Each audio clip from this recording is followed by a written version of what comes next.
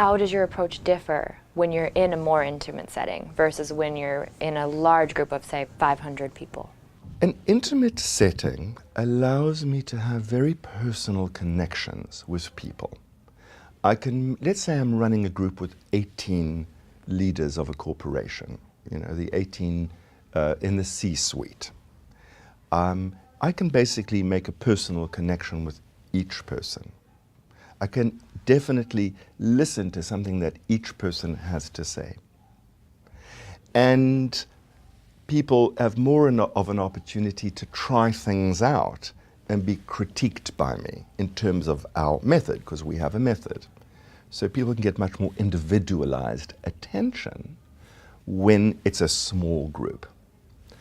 But a large group has different benefits. A group of 500, for instance, you have the inspirational effect of storytelling on this group of people.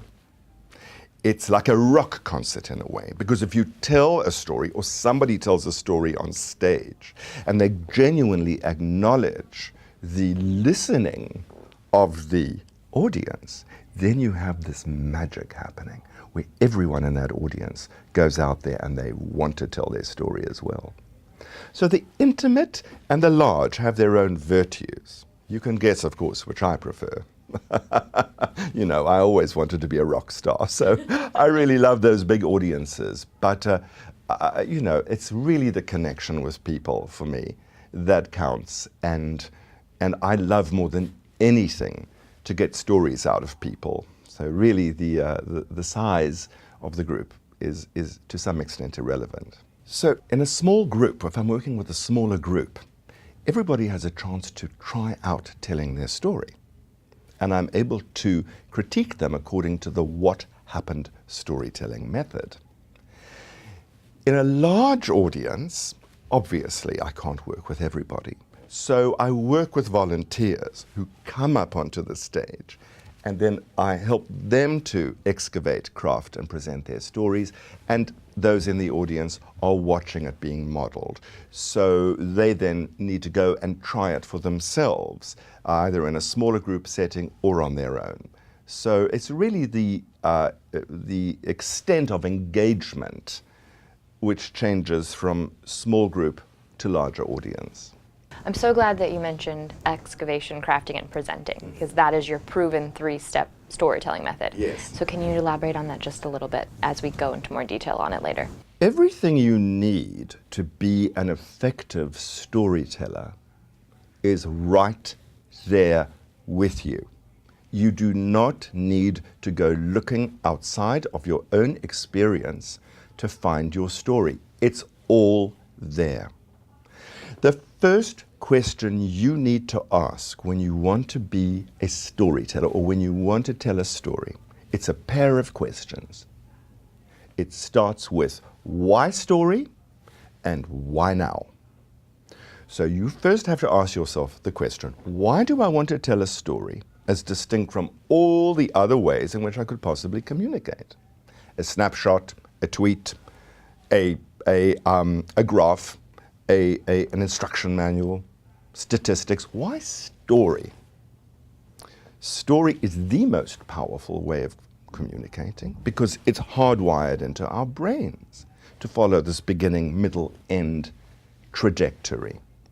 Stories are the most powerful ways of communicating messages.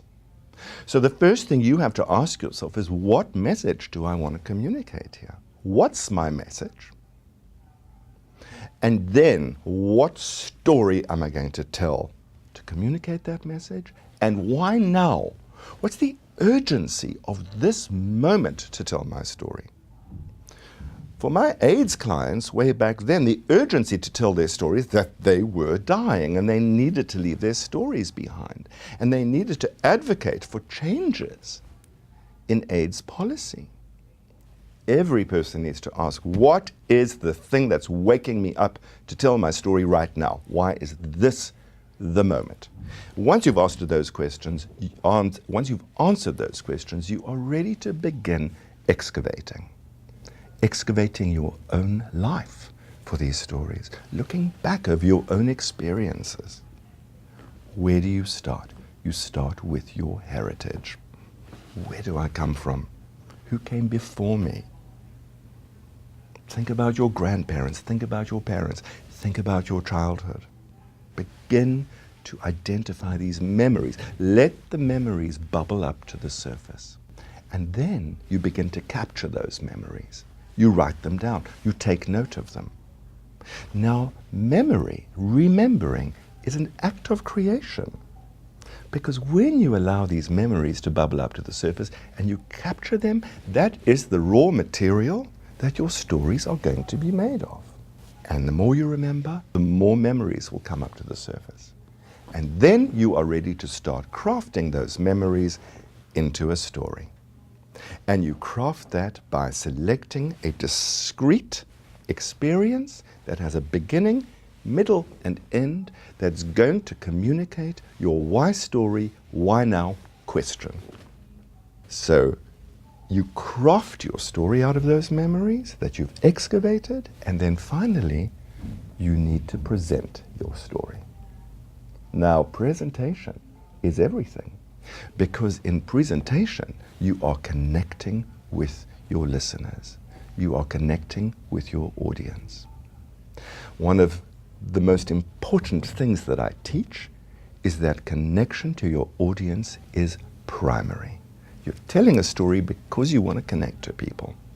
I call it the lion's gaze.